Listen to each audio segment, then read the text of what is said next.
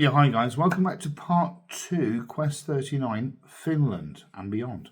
I said in part 1 that we got through to Hanko in Finland. It's Germany then, but Hanko in Finland. And we went on to Church of St. Lawrence. Now that's a 15th century church built in 1460. It's dedicated to St. Lawrence. Now most people would probably know if they've been to Finland.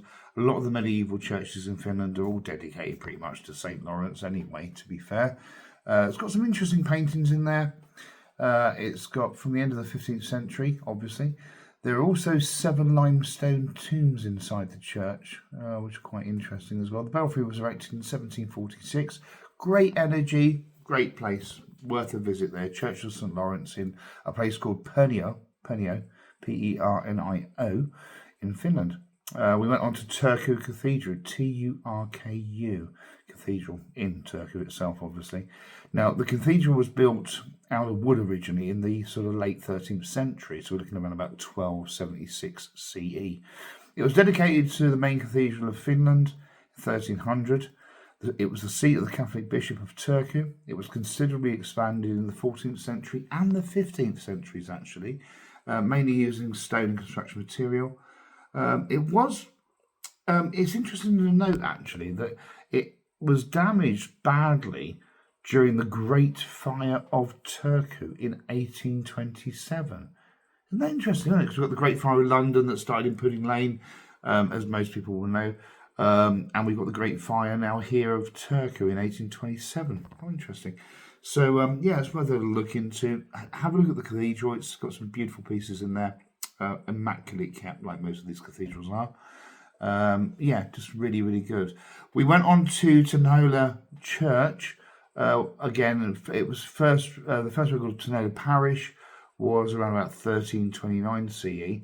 So it's a fairly new establishment, but on a very old settlement. You know, this is what I'm saying. There's only because where it's been recorded, that's what we need to bear in mind.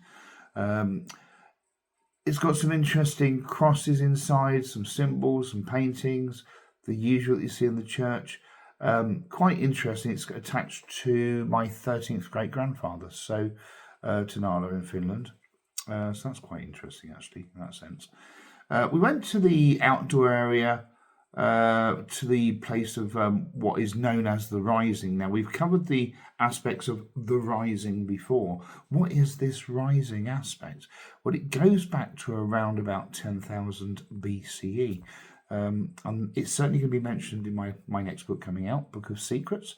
So keep an eye out for that. That comes out in 2025, early part of 2025. So I'll be talking about the Risings then, and what they really mean, what they're all about, what have you.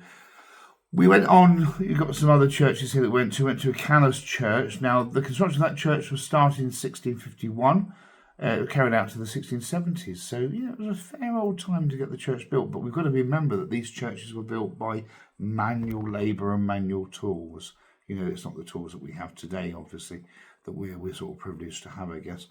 There was an initiative to build a stone church there that came from Earl Gustav Adolf Luterford, and but it is unknown who designed the original Baroque church. So the person hasn't really put their name to it, which again is quite interesting with the time, because most architects, most designers would have put their name to it. So there we are. We went down to the main area there in the Old Town district. Beautiful seaside town. That's all I can say about that place. Absolutely wonderful. And then we went on to a very special place, which is Dagmar's Spring. Now, Dagmar's Spring is obviously open 24 hours a day, and anyone can go there. It goes back again to the Russian royalty. What was interesting there for me, in particular, was that you get to the spring, and it's got some very, very strange feelings there, but in quite a nice way, actually. I took some pictures at various points and what have you. The one I took over and I've got the picture still, but the one I took over the actual spring itself, when it didn't show straight away what you could see, but when I looked on the computer and downloaded the pictures later on, it's seeing is believing. there are some very fascinating objects, entities, spirits, ghosts, whatever you want to call these creatures, really. Very clear as day in my photographs. Again, they're going into my next book. So fascinating to capture that. Fascinating to see that. And I actually feel quite privileged to see that beautiful place, Dagmar Spring, in a place called Raseborg, Raseborg, Raseborg, or Raseborg, how you want to pronounce it, in Finland. Very, very interesting. I went on to see the Tatiri mine experience, which was quite interesting, actually. Again, I did a video on that already, so I won't talk too much about that. What's interesting is that they still have the active mine adjacent to the mine they're no longer using and mining, because they finished that part. But it was fascinating to see all the different tools and things that have you get a real feel, actually, of what miners would have gone through, the treacherous and dangerous perils of mining. So it was quite fascinating to have that experience, which was really nice.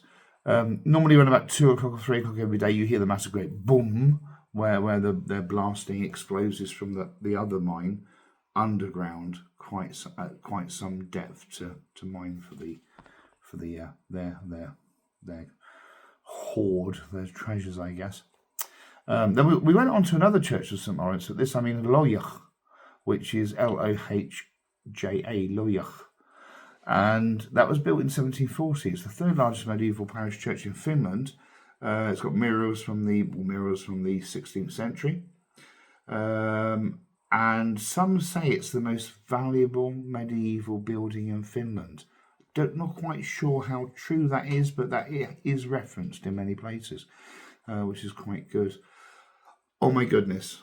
Again, so we've got Dagmar Spring, which was an amazing spiritual journey for me. And the next one was the Kariamaki. Yeah, I did say that right, didn't I? Kariamaki. How interesting. Stone Circle and Graves. Now, that place is just out of this world, literally. It's in a place called Eura, ironically, Eura in Finland.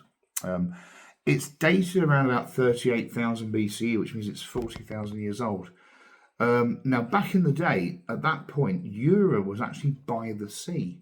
So where you've got the raised sort of woodland mountain or hillside there, where you've got the stone circle and graves, the waters would have been right up to that.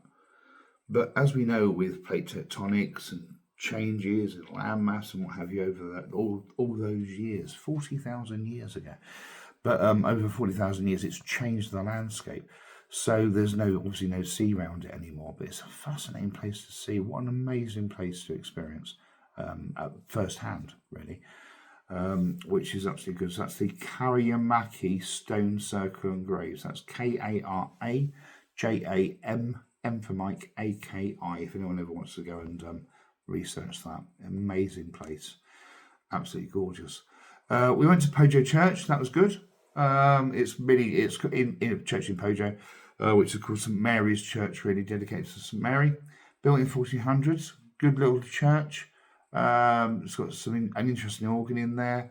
It's got a nice brick floor. Energy-wise, a little bit dead.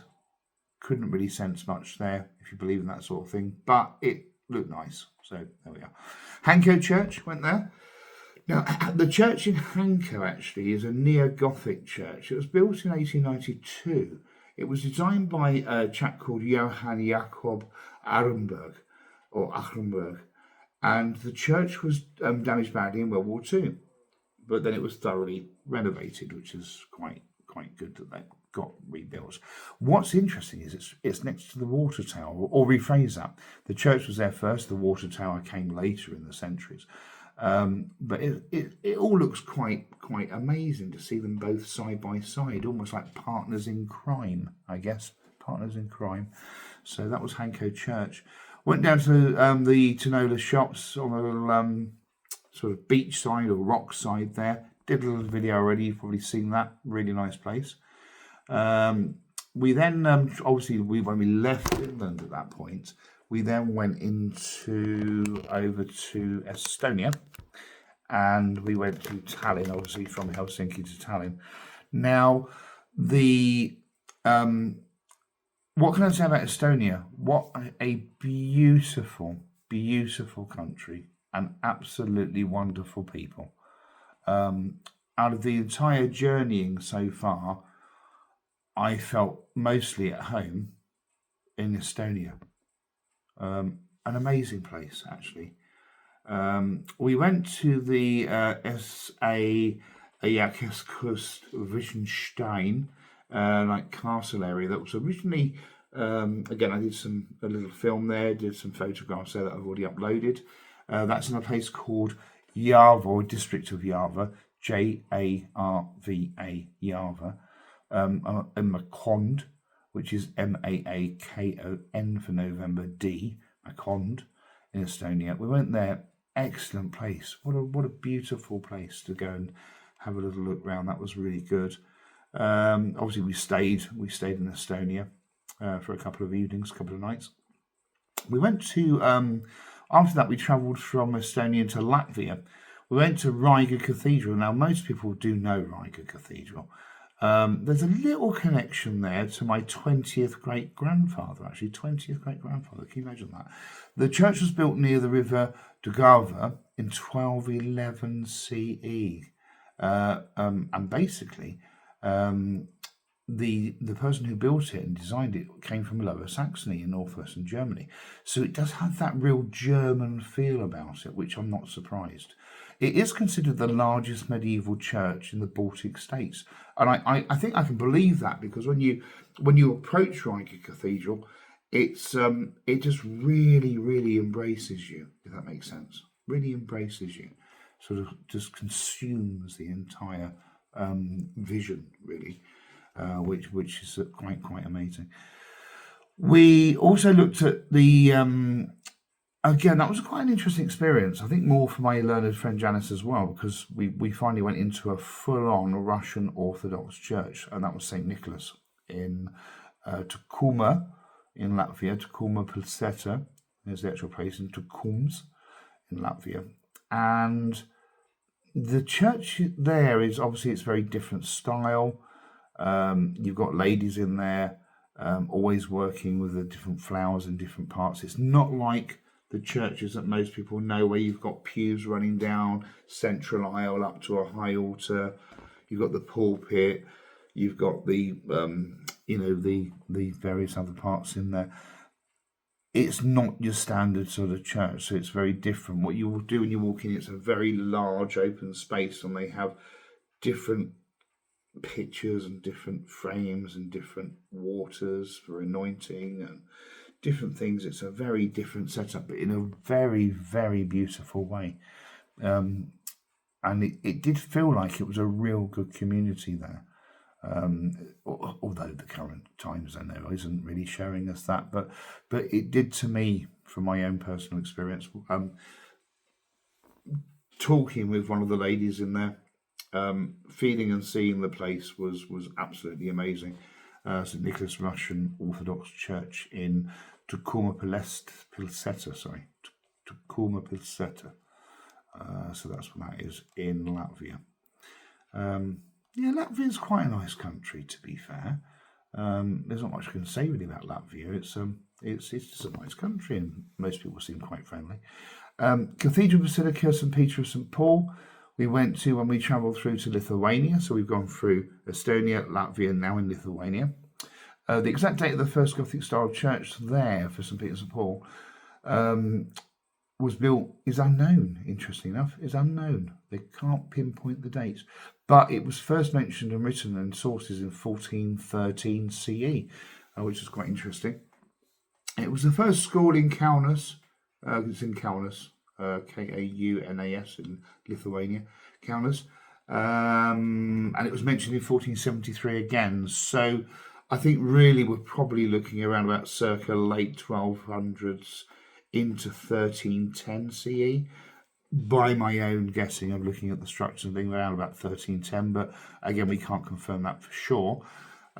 We went on and saw the Church of the Assumption of the Virgin Mary. That's a small wooden Catholic church in Palanga. So we're in Lithuania still. It was built around 1540, and it's basically got another cross. It's another cross-shaped church with a tower adjacent to it. It was then sort of modified in 1590 at the initiative of the then rulers of Lithuania. So I like the way that's worded in some of the stuff in the church, the then rulers of Lithuania. So again, it goes back to how I mentioned about the land masses and how the human race has always does this divide and conquer. It seems to have this urge to take land and proclaim it as their own and then reborder the land and blah, blah, blah. And sometimes I think it's a waste of time. If only people knew what was going to happen, they wouldn't bother, would they? Surely. They'd just go on with their lives and enjoy the experience whilst they're here. Surely that's the best way forward in any sense, but there we are.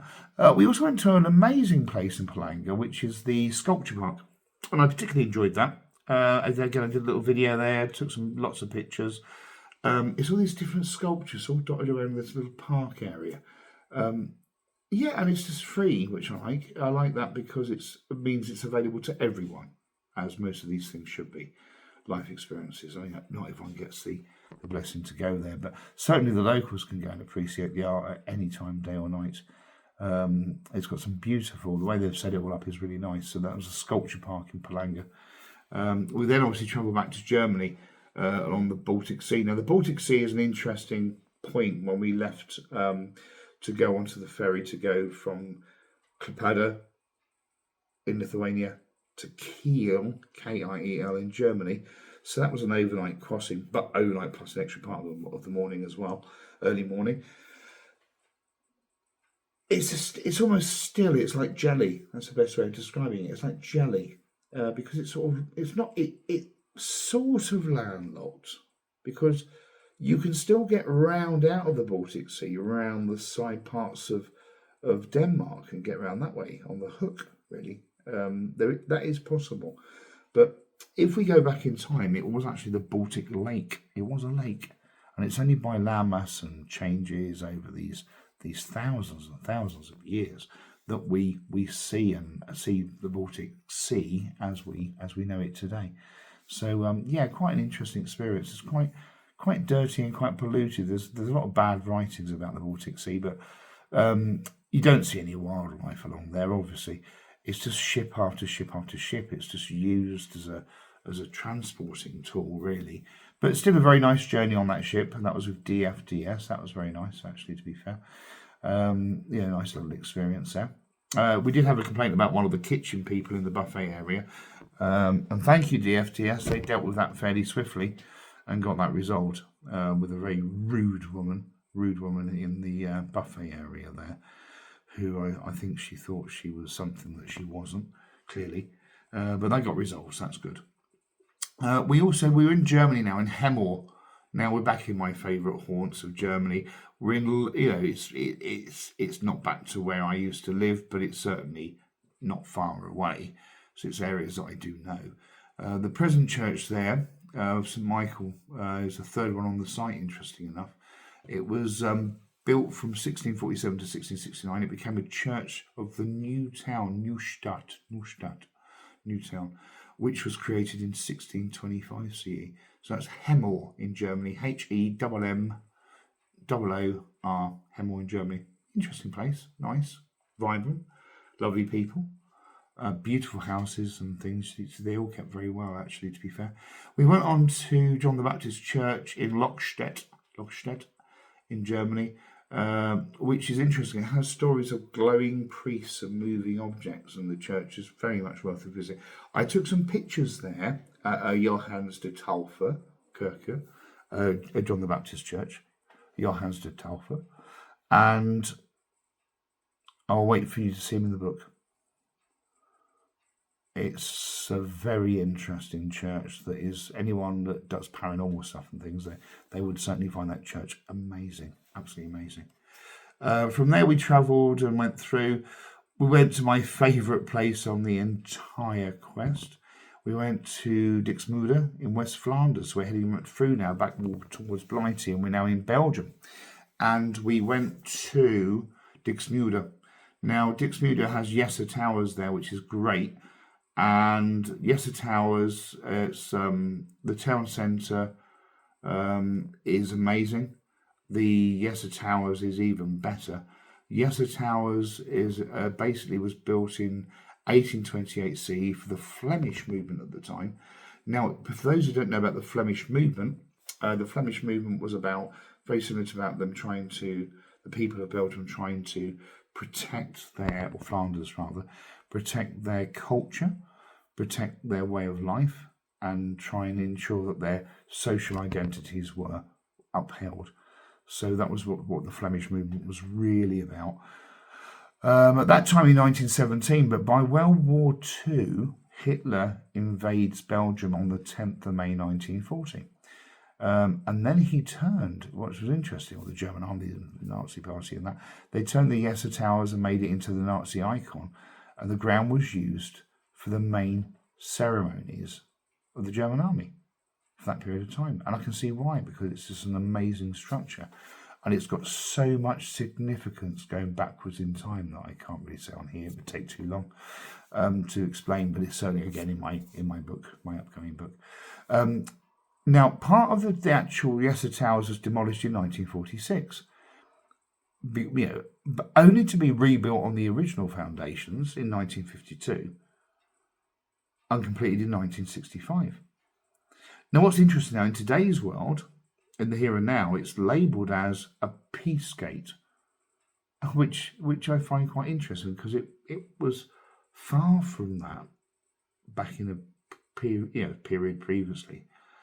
And then backwards in time, if we go backwards and backwards and backwards and backwards in time, to around about 3000 BCE, it was a very different area. And there certainly wasn't any aspect of peace in the sense. So I find that fascinating, how something can go from being something quite sinister to then in time be relabelled as a peace gate. But then is it that indifferent? Because if we look at the Tower of London, for example, that was a ghastly place back in the day. And in the here and now, in the today's world, it's a big tourist aspect. People love going there, and hearing all the things, but it wasn't like that, was it? It was a very bad place for back then. So it's interesting how these things change really in time. We went down onto the Grote Markt, onto the main markets, and then we went to another favourite of mine, which was absolutely amazing, which was Vladislow German War Cemetery in Belgium. A very, very, very profound place. It was 1931 statues of the grieving parents placed in the cemetery. They're quite well known now, to mark the death of Peter Kolvich, who died in October 1914. So his parents did these statues and commissioned these statues to go in the German War Cemetery. It's managed by the German War Graves Commission, and they do an absolutely fantastic job. There are things in that particular cemetery to the side, to the peripheral aspects, that are of particular interest to me, from about 2 or 3 different levels, and certainly my research as well. So what a beautiful place to go to, if that's the right thing to say. But Vladislow German War Cemetery, very, very, very good. After that, we headed back to where we were staying, obviously. And then we got the Eurotunnel back to Blighty, and that was the end of the quest. We covered somewhere in the region of around about 9,000 miles, which was a bit more than what I anticipated, but 9,000 miles of travel, it was amazing. We covered 16 churches, 8 cathedrals, 5 ocean crossings, 14 places of interest, and 5 particular fanciful visits for me personally. There's those ones throughout the chat that I've talked about, absolutely amazing. Out of all the countries, what would I like the best? That'd be a hard one to say, I guess. Obviously, I'm in England. We're in England, so that comes up pretty good trumps. I think I mentioned Estonia. Love Estonia. I think I mentioned Western Sweden. I love Western Sweden, and obviously I love my own haunt of Nordrhein-Westfalen in Germany, Nordrhein-Westphalia in Germany, and also parts of Lower Saxony in Germany. So I think if we were to do it, it'd be Germany, Sweden, and Estonia. Those three countries are really high up there on my agenda and level of pleasure, I guess. So thanks for listening. And this has been a really lengthy video on this one to try and cover it all off. We've been away for an amazing amount of time. Quest39 has just been, it's been good. Been really good. It's been educational. No, it's been good.